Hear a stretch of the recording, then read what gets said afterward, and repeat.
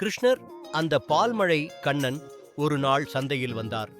அங்கே ஒரு மூதாட்டி பழம் விற்கிறாள். அவளுடைய பழங்கள் எல்லாம் காய்ச்சலாக இருக்கின்றன. கிருஷ்ணர் அவளிடம் சென்று, அம்மா, இந்த பழங்கள் எவ்வளவு என்று கேட்டார்.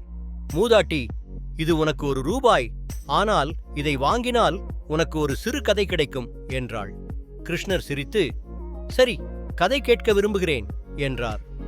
மூதாட்டி, இந்த பழம் உன்னை எப்போதும் சந்தோஷமாக வைத்திருக்கும். ஆனால் அதை சாப்பிடும்போது உனக்கு நினைவில் இருக்கும் அந்த இனிய தருணங்களை நினைவுபடுத்தும். அந்த பழத்தை வாங்கி கிருஷ்ணர் சிரித்துக்கொண்டே, என்னுடைய வாழ்க்கையில் இனிய தருணங்கள் நிறைய உள்ளன, அதனால் இந்த பழம் எனக்கு மிகவும் பிடிக்கும் என்றார்.